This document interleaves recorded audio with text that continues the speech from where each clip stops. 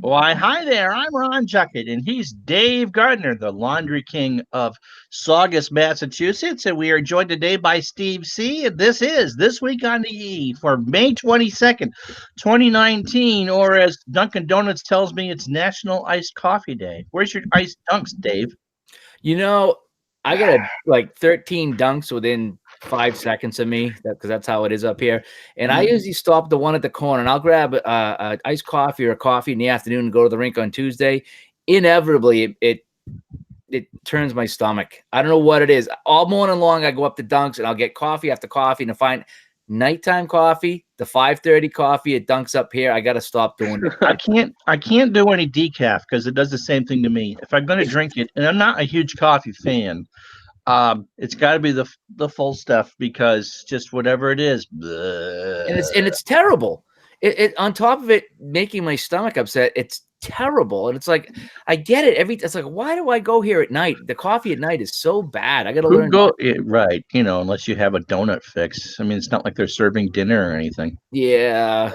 Sometimes I get a donut at 5:30. Yeah. We won't mention that. Steve, is it National Iced Coffee Day for you too? Every day here in Boston's a National Iced Coffee Day. That's Summer, right. winter, That's spring. the right answer. We don't discriminate with iced coffee. Every day, no matter what the season. I would get it once in a while in the winter because I live in Vermont. And then there was the great, was it Ben Affleck did the Dunkin' Donuts sketch for SNL a few years ago? Yep. It's like it's iced coffee year round. I said, I don't feel so bad now about getting it in January. If you I'm guys telling you. do it. Yeah, I took the MBTA for school every day, and I'd be freezing my ass off on the platform, and I had an iced coffee in my hand. So they used to always make fun of us at that. They'd be like, "You guys get iced coffee in the winter," and I thought it was odd too, because I'm like, cold. I want a iced hot coffee to warm up, and then you got an iced coffee in the winter, and you're like, yeah, no, I get it. I get it. I'm 2.5 hours away, but I get it. Anyway, Dave, who are the sponsors this week? Yeah, let's talk about the sponsors that have sponsored our jerseys here. Well, let's start with the champs behind us, okay? As we have Aces Games and more in Revere. We wore their red, white, and blue jerseys, and they end up being the champions with Rumblefish on Saturday. So thanks to Aces Games and more. In fact, I sent them a team photo with all the guys in their jerseys, and they reposted on their Facebook page. So that was kind of cool. And again, going down the list, Paramount Wealth Strategies, Everett Bank, Alpha Omega Hobby in Quincy's, Bates Insurance in Medford, the local 103 IBEW, East Boston Savings Bank, One Call Ventilation, and also Ernie Paredes, who had all the great jerseys for the scrimmage. He's doing his own little business there. He's sponsoring the new BC colors, the gold, white, and maroon. And also to the EMRHL seniors, the anonymous donor who got us a really, really cool Calgary Flames jerseys, home and away set that we're using now. So thank you to everybody. And we got some really great looking jerseys, and they still look fantastic. Those are awesome. And Steve Chiram, I messed it up anyway. Stevie Steve from Rumblefish joins us this week. Rumblefish, of course, are the champions of the Winter Saturday League. How are you? Pretty good. I'm hanging in there. Feels good to be a champ. It's your second full season with the league and your first championship. Yeah, no. Had a pretty good team this season. We don't think we fell out of first place or first or second all season long. And it was the right thing that we ended up winning it all. So it felt good. What clicked for you? You had a good year. You had 5 goals, 8 assists, 13 points. You didn't go in the penalty box, so you were good. You watched behind your ears and all that. No, I think the big thing this season for us was our defense and goaltending the whole year. I mean, if you look at the overall stats in general, we weren't a big scoring team. We didn't have many 11-12 win games. A lot of them were close, 6-4, 5-4, stuff like that. So I think our defense and our goalie, Steve DiPrato, I think he really he stepped up big this year for us. And we won a lot of close games. So that helped build us confidence all the way through. And here we are at the championship at the very end. At the very end. So good for you. Dave, what did you see from Steve this year? Not much. He was Glad one to of the see last. Steve, you're one of the ones. You We gotta don't find out what discuss. the algorithm wants in his coffee. Yeah, we don't discuss the draft, but he was one of the last guys picked. Just saying. I mean, coming Late off a bad rounder. inaugural season, I know his buddy Anthony Fig got picked well ahead of him. Just saying. And Anthony Fig, I think, had a one better round. season. But Steve was a role player. Let's call him a role player, okay? And he did his part in the team. I think they put him back on defense. It took a lot of pressure on him. Yeah, I think it takes the pressure off a guy like Steve when he can go back and play defense with one of the better guys on the team and leave the scoring and all the fun stuff and the important stuff to the other guys. Hey, you know what? Point. You almost averaged a point a game. Steve, what was your hockey experience before getting involved with these people? So I'd never played ice. I taught myself how to ice and roller skate. Only street hockey, outdoor roller hockey was what I played with friends and family, stuff like that. And I live in Everett, and they kind of tore down our rink in Everett. So once that happened, I started looking for a league to join. Stumbled upon the EMRHL league right in good old Saugus, Mass. So way to cover for that figure skating career that didn't pan out for you, Steve. Yeah, right.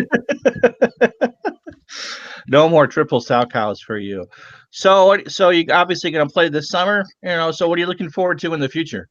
I'm actually taking the summer off, coming back in the fall. I think a lot of guys are taking the summers off, which it kind of hurt me a little when I took all my hockey gear out of my car yesterday. But I look forward to playing every year. The guys are great up at the league. Everyone's good friends. Going up there every week's a good time. Everyone's laughing, shooting the shit, and kind of just having a good old time. Everyone's busting chops, chirping each other from the bench. I think Dave does a lot of that. Does quite a bit of that from in between the press box over there, the scorekeeper's box. So it's always fun to go up there. There's always something going on, and I think we got a great league and a bunch of great guys to play every week. So that's what makes it fun. Still say he's a role player, Dave, after that? Well, maybe the draft status goes up a little bit higher in the fall. Maybe a little bit. I'm working my way towards a 7th rounder. I think I was an 8th this year. So yeah, instead of going last, you'll go 3rd to last. Yeah, I mean, at least I went ahead of Delateski, so that's all that matters. Nick was on fire in the playoffs. Oh yeah, MVP all day. That's why we gave him the cup. Our captain wasn't around. Steve, Del showed up every game and did what he needed to do. Had a couple goals, a couple assists. So might have even beat his point total for the whole 12-game season in 3 games. So not bad. Not a bad year. What did you learn most as the season went along? You said you changed positions. Obviously, you felt more comfortable as a defender, or yeah, I think learning to play defense up there is pretty interesting. So I mixed between forward and defense last season on my team last year with Jeremy Sosha. I ended up playing defense with Mark Docklian, who is a character in and of itself, and he kind of helped me learn a thing or two about defense. But this year I was fortunate enough to have a really good defense partner, Nick Ventura.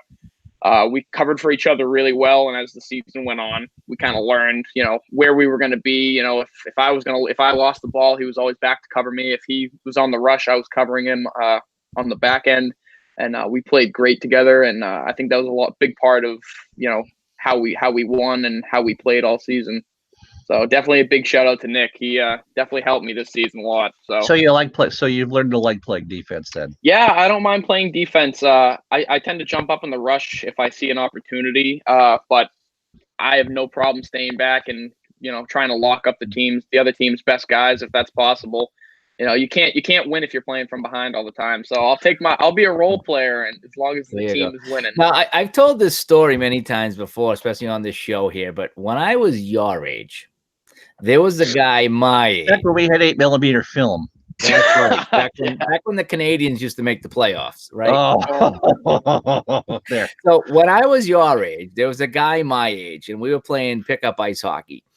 And we got talking. He goes, I always play defense if I can. And I said, why would you play defense? You don't score goals, blah, blah, blah. He goes, when you play defense, you touch the puck so much more than when you play offense. And he goes, I like to control the puck.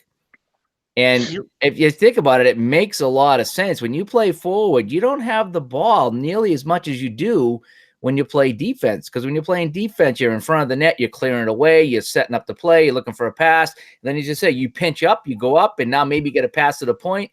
And yeah, when I play forward, which is rare up there, I never touch the puck or the ball.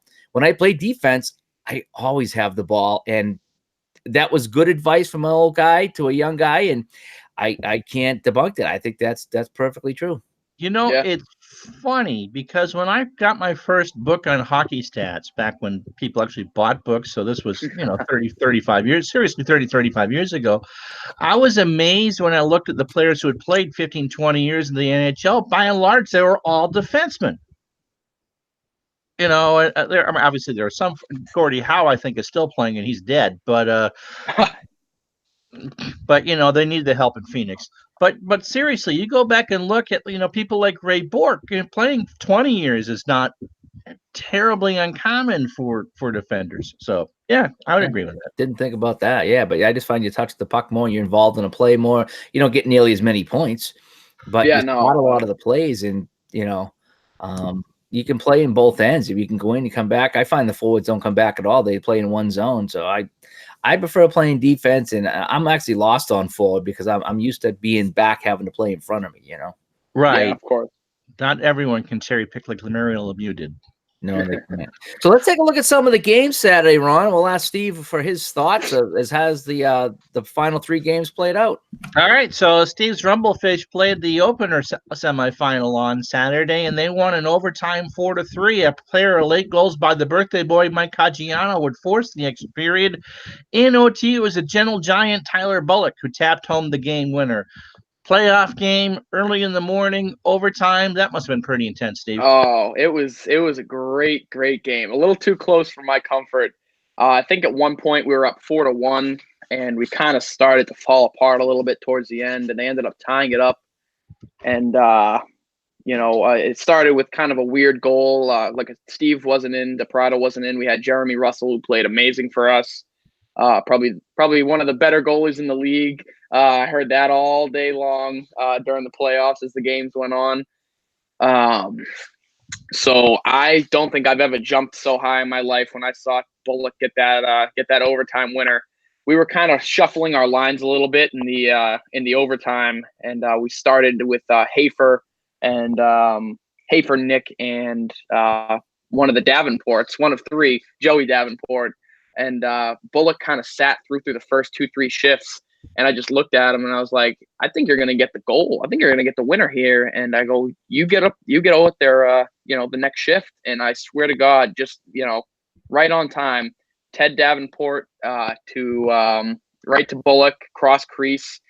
Mills got a piece of it, but it was in the back of the net, and we all came flying over the bench. He had a giant smile on his face, big smile, big man. It was great win. It would have been heartbreaking to lose, but we came through in that one, and it was great. It was awesome. Great way to win. Absolutely. How long did an overtime, Dave, was it? Almost 5 minutes. That's a long time. Yeah, well, we played 10-minute period for overtime, first goal wins, and I get 5:55. So actually 4:05. But 4 minutes is a long time of overtime. Like, we play 3-on-3, and it goes pretty quick, and that's usually goals are scored fast, like the NHL overtime. But this one wasn't going on. And so, again, you play your best guys, and after 3 or 4 minutes, if they've been out there, they're getting tired now. So that's when you change up. And it was really nice to see a guy like Bullock get an overtime goal. I know JR, the 61-year-old JR, got an overtime goal in the regular season this year. So it's nice to see it's not just the top guys out there scoring an overtime. And this is a playoff game, and they put Big Ty up there, and he went to the net, and somehow he was wide open in front, and the pass went to him, and he got it in. And it was good to see. I mean, when the best guy scores, yeah, whatever. But when it's not your top scorers, that makes it even sweeter, I think. Absolutely. Yeah, it was great. All right, and now you anxiously awaited who he would play in the final, as Fast Times and Arsenal met at 8:30. Fast Times got 4 goals from John Dulba, and then he went home. Late goals by Woody and Hudson got Arsenal within a goal, but the rally ended there, and Fast Times at Ridgemont High advanced to the final with a 7-6 win, Dave. Yeah, Dalba was amazing. He had the first 4 goals for fast time, and this guy had the magic touch. I think he got 3 on one shift in that second period. He was untouchable. I was like, holy smoke. And they get up, I think they were up 6-2 or 6-3 or something like that. And Arsenal started chipping away, and they got a goal with 1:19 to go to make it 7-6. That's how close this was. And they just couldn't get that last goal to tie it. So they lost 7-6. So we had 2 back-to-back 1-goal games in the semifinal. So that was good to see. Yeah, and if it serves me right, I think there was a little controversy at the end of that game of where the faceoff should have been with a minute to go, something like that. It just, when the team takes a shot and it hits the crossbar and goes out, the faceoff comes outside the zone. Yes. Yep. And there were some people who were confused at that and could have sworn that we just changed the rule. It's like, no. Even I know that. It wouldn't be a playoff game without a little controversy. Yeah. Now, in fairness, I don't know how the NHL does it anymore, but I know there are some leagues, I think college leagues, that have changed the rule now that anytime the puck leaves the rink, the faceoff is in that particular zone, no matter who shot it out. And the reason being is they want more offense. So, in fairness, if the NHL has made that change, I'm aware of it. I'm not aware of it, but most rec leagues, if not all rec leagues, if the offensive team causes a stoppage of play in the offensive zone, like if you just covered it up in the corner, the faceoff is not going to be in the zone. It's coming out. Yeah. And I don't know why there was even any confusion on that at all, but there was, then once one guy says it, now the whole team believes it. And yeah, so, but still, it wasn't like there was a key face-off or anything. It was late in the game. There still was plenty of time left, but it's just like, come on. It's like, it's outside the zone. I don't know what to tell you, So that was the controversy there. It was controversy in a few people's minds, but not for the rest of us. And it's not like it's a big regulation size rink anyway. It moved back like 20 feet. It might have been 20 feet. So it's not like it went all the way down. It wasn't next to the goalie. You come out to the first dot, which is 20, 25 feet away. But, you always want an offensive zone draw. I get that. But the rule is if it hits the crossbar and doesn't hit anybody in the defensive team, it was caused by the offense. It comes out of the zone. All right. And then finally, the game that Steve wants to talk about in great detail, the championship game. It was one of the slowest and lowest energy title games the algorithm has ever seen. Hafer finished with 3 goals, including 2 in the third, to put the game away. A good time was had by all the Rumblefish sub players. Ooh, burn. As Rumblefish wins the Saturday championship with a 5-3 win. Sorry, Mr. Hand, you don't get your pizza. Steve, your thoughts? That was a good one. That was a good game. I don't know if it was low energy, maybe from Dave's perspective, but I think, we had that hour off, our Rumblefish team, and that did huge things for us. The other team was playing back to back, so they were a little hot, but also a little tired. And we had our legs back, and we played our game and we won. And Hafer has been an absolute beast for us all season long. Scoring big clutch goals whenever he can. We paired him up with Joe Davenport, and Joe also scores big goals. He's a big game guy, loves the puck. He'll grind it out all day long, and they kind of took over and single-handedly won the game for us. There wasn't much for us to do besides shut down defensively and just, let the forwards do what they needed to do. Definitely. Oh, and it obviously worked for you. And as you said, you had a steady whole year going into it. It's interesting, Dave, that in the Tuesday League, it was the team that played second that won the title, playing the back-to-back games. It varies. It really does. I've been on both ends of that. I've been on, the team that's played first and then had the game off and then played and won it. And I've also been that same team, had the game off and lost it. And I've been on the other end of that where we had to play back to back, and you just don't know how it's going to go. Usually you get the best 4 teams at the end, and they're usually evenly matched. And I find that playing back to back, it's not quite as bad as you think. Maybe in the dead of summer it is because it's hot. Yeah. But there's a lot of guys up there that'll sub in another game, so they'll play 2 back to back, or when we scrimmage, we play an hour and a half or so. So these are not NHL length games where you're playing, Right. 3 or 4 hours. These are, less than 60-minute games. And we do give a 5 or 10-minute rest. And that's usually plenty for guys to get their legs. But it just seemed to be oddly slow. Just even the referees were saying, wow, this game is dragging. There was just seemed to be no life. I don't know if the guys were hot, if they were tired or what it was, or just maybe nobody cared about winning except for Steve. I don't know. But the referees were coming over to me. I went down to Dunkin's and got them some coffee because they were falling asleep. It was bad. But you would think, just as an outsider, that the adrenaline of being in the championship would outweigh how tired you were to get there. That's what I said. That's what I said. I was all hopped up on adrenaline. I had a good time. This is what we got. That's as fast as the game was moving. It's the late Tim Conway old man shuffle, right? Yeah, you ever play NHL 19 and turn the speed all the way down to 0? That's kind of what we got. That's funny. He doesn't care. He won. Yeah, I'm a winner. I got my T-shirt. Got the whole the what is it? The Jay Fraser Cup. All good in my book. Yeah, that's right. But yeah, it was so it was 2-0 Rumblefish after 1.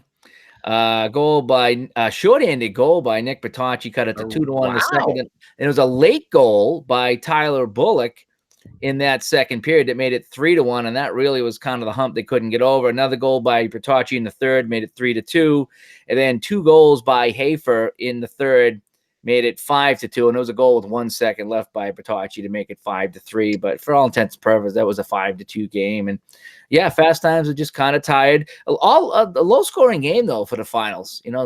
Not that they get really crazy, but 5-3 is low scoring for most of the playoffs in both the Saturday and Tuesday were pretty lower scoring games, probably a little more apprehensive to start. You don't want to make the mistake. I mean, it wasn't like the regular season games where anything, even if the loser had 5, that was pretty good. I mean, the Steve semifinal, there was only 7 total goals for the entire game. It was a 4-3 game.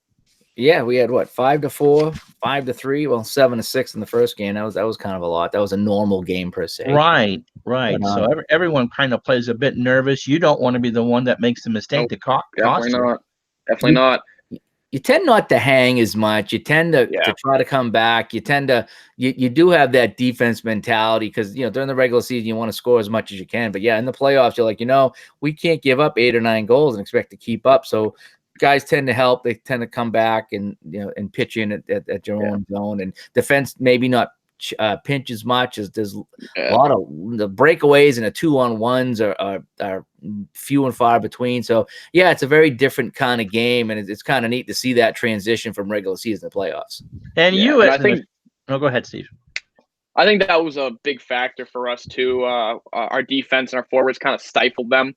At one point, I think I heard someone, I think it might have been Dalba, screaming, get me off the rink, get me out of here, At one point, he was just kind of getting so frustrated. And I think our biggest thing going into that final game was looking out for Nick Bertocci, and for good reason. I think he scored all 3 goals, or 2.5 goals, like you said. That last one, he just kind of flipped up on his stick and batted out of midair over our goalie. And we all just kind of were looking around. There was like 2.5 seconds left, and we were like, well, that was a pretty goal, but it's over now. So, but they played great. They played a good game, but we just kind of locked them up defensively, and they couldn't recover from that.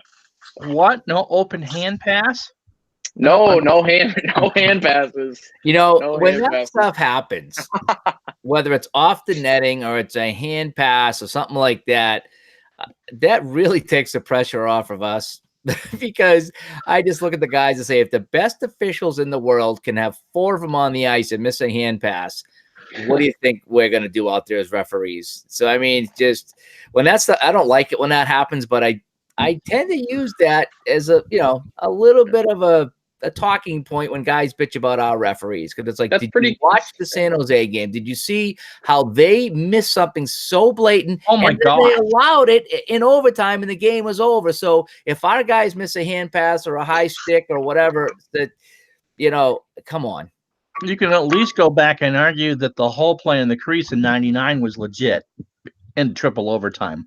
But that was just beyond belief horrible. Yeah. That triple overtime, I've gone back and watched some videos on that and commentary on that, and I've heard a couple different versions of it. One being they changed that rule either before that series or before the playoffs, because it was just so prevalent and so ridiculous.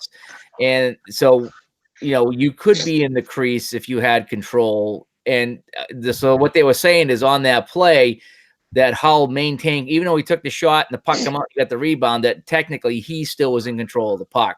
And so they stand by that. So as bad as it looks like, okay, puck's out of the crease, his foot's in the crease when he shoots it, technically he was the man with the puck, and that's why they allowed it. Can't believe you're both rooting for the Blues in the Stanley Cup final. Just terrible. Oh, yeah. Super bad, huh? All right, so one more question, Dave. You've officiated playoff games and obviously regular season games. What kind of a different approach do you take to that? What I do and what I tell my fellow officials, even in our league, is I tell them, I say, look, let the guys are going to spout. They're going to bitch a lot when things don't go their way. So don't take it personally, because usually they're frustrated with themselves. And I just say, if guys get out of hand, give them a warning. I talk to the captain and say, look, you've had your say. We're moving on to, the game's going to continue. We're not going to change our mind or whatever happened.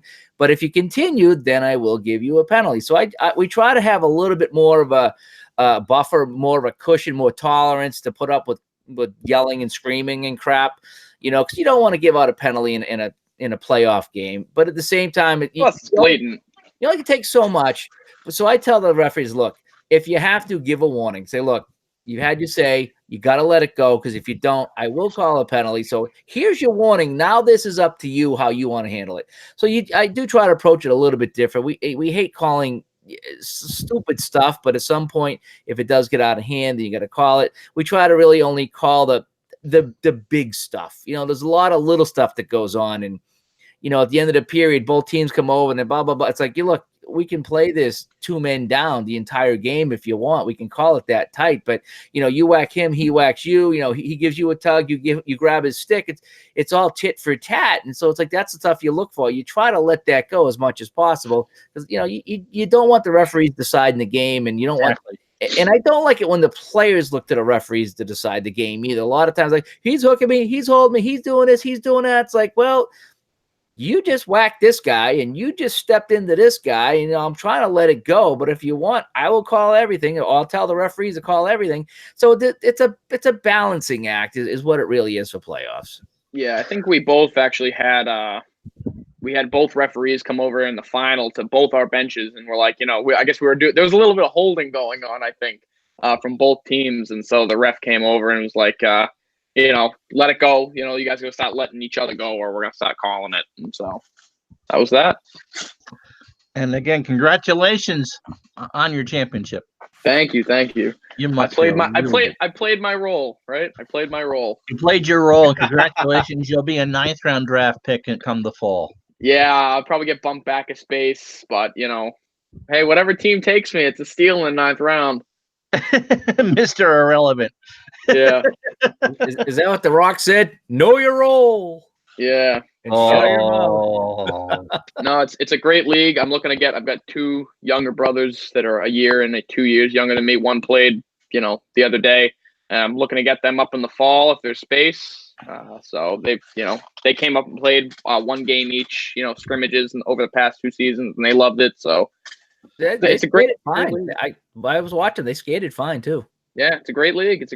And even if you don't skate fine, you'll be all right. We got a couple guys. That You've never seen me skate. How do you know? I don't know. You'd be all right. I would not do all right. Trust me. All right. So let's take a quick look at what happened on Tuesday as we go with the Birdie League. There weren't a lot of birdies Sunday at the PGA Championship, but there were a lot Tuesday night at the rink in Loon and the Eagles, 10-7. It's a shame to watch Philadelphia lose on a field goal, let me tell you. This game featured 2 sub goalies and was the highest scoring game of the night. After a 3-2 first period, the floodgates opened at both nets. Laverty and Docklin had single tallies, but Bova and Caggiano had the rest of the goals for the Loonies. Fab struggled in his first game with the Eagles. 10-7, that's a high-scoring one. Yeah, it kind of was. It was 3-2 after 1, and then I'm looking here on the score sheet, and 7-5 after 2. So there was a lot of goals scored early and often in this one. The 2 sub goalies tend to struggle a little bit. I did end up with an open net goal at the end for the 10th goal for the Loon there. But yeah, it's just, we had to make a trade. Fab had to play the early games this season. We were unaware at the draft, so we traded him for Alex Romano. So he come on to the Eagles and back on defense. And he seemed to struggle a little bit in this one. I wouldn't say he had a game as bad as Steve, but he did struggle a little bit. So the Eagles fell 10-7 to the Loon in this one. Boy, I tell you, Bover and Caggiano were just smoking hot in this one. I think they combined for 8 of the 10 goals, so good for them. So the Loon now moved to 2-1. The Eagles fall back to 1-2. At 7:30, the Geese beat the Owls 8-5. Two of the top teams met, with the Geese getting more production from the bottom guy than the Owls did. Jim Griffin did his part, but anyone named Justin did not. Coffee order, cream and sugar. Geez, get used to it. Swanson and Conlon had strong offensive games for the Geese, with Joe Biancardi having a strong game opening the door at the bench for the guys.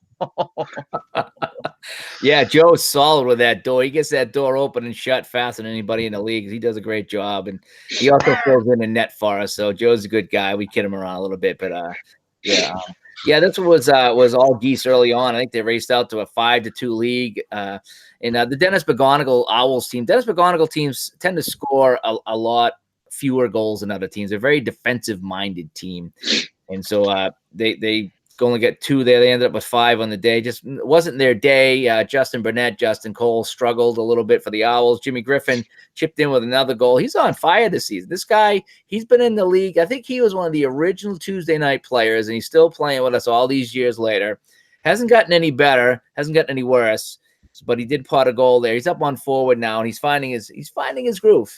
Griffin's finding his groove up on forward. So good for him. He got a goal. A late goal, a couple late goals by the Geese really put it away. I think one was an open netter at the end, but Owls got some problems here. They need to address some things in the locker room, I think. Okay, so at 8:30, Hummingbirds and the Peacocks played.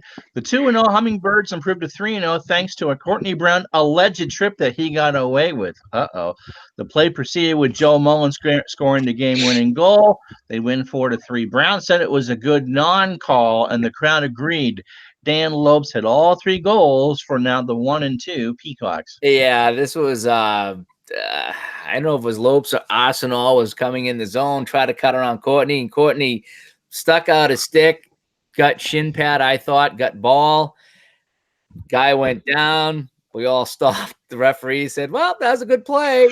And I think Courtney fed it up to Mullen, and Mullen scored the goal immediately, and it was, yeah, we didn't hear the end of that one there. And that was with 3:44 left. So technically that was a late goal. And what could have been an alleged trip was let go, and that turned out to be the game-winning goal. So the Peacocks take one on the chin in this one. Although, again, you can't let it come down to one play. They only got 3 goals. They didn't get any goals in the third period. AK was a rock in that third period. I think he saw 11 shots, and he stopped them all. He's had a massive couple seasons. AK is he's one of the better goalies up there. Let me tell you, just we're almost done the stats. We're down to our last season and a half of stats, and we'll have everything up, and so everybody's stats will be complete. I'm interested to see his stats when we're done, because he's just gotten better over the years, and for an old Russian dude, he's pretty good. Like Tretiak? Kind of, sort of, yeah. Kind of, sort of. In a game that kind of defies description, because there's only 5 combined goals in the game. The bottom of the barrel teams meant to do the algorithm didn't write that sentence right. 2C, not Ducey. 2C, who would get their first word. The Toucan Sams had just traded Fab for Alex Romano, and Alex helped the Fruit Loops get their first win 3-2. Sean John had a shutout going. Wow.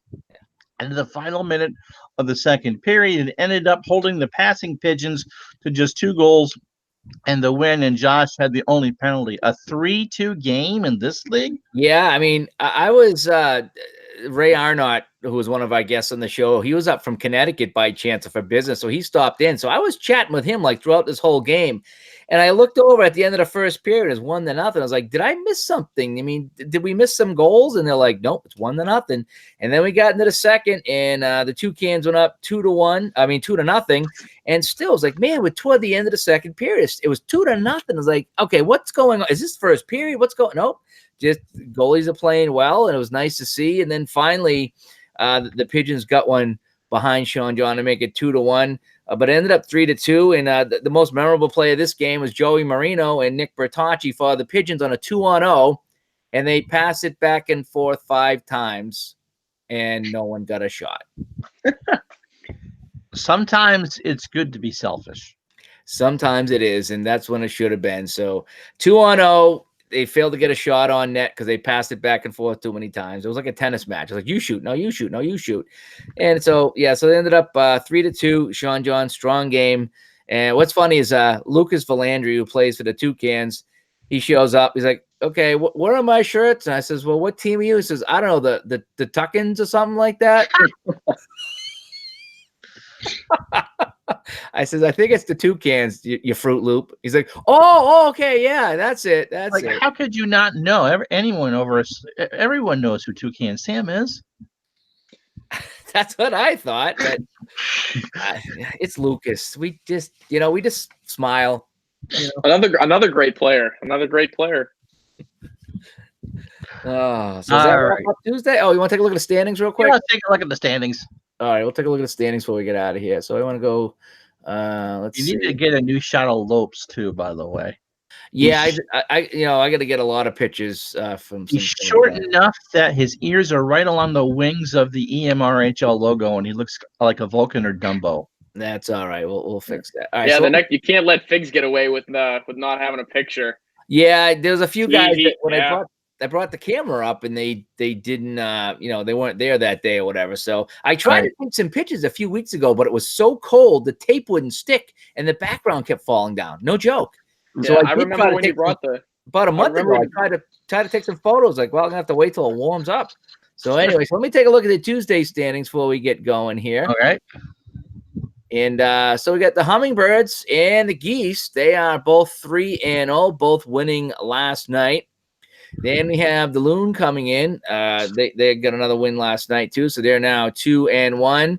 And we got a whole bunch of teams: Peacocks, Owls, the Tuckins, and the Eagles, all at 1-2.